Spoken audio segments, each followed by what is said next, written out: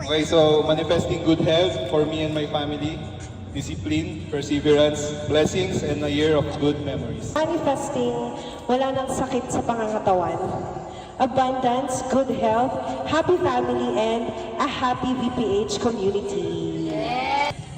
So 2026 will bring everyone happiness, love, and blessings that we all deserve. Yes. Physical store for Spice Wings at masayang puso. So, good health, assets, investments, happiness. Sa dami ng pangarap ko, sana matupad silang lahat.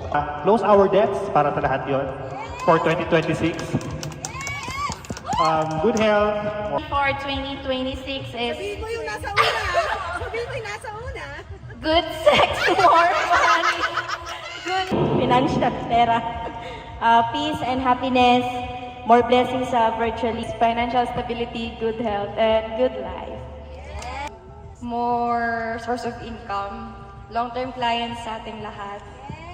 Good health for me and my family. And Unstoppable future para sa ating lahat. Continuous blessing from God.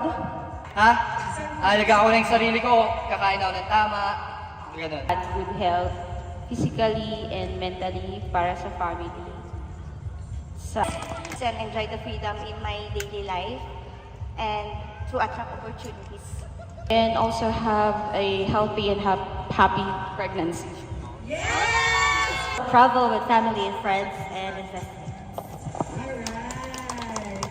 May 2026 gives me healing, genuine happiness, and also bring me stability. Here's to our future success and here's to our future achievements. 1, 2, 3,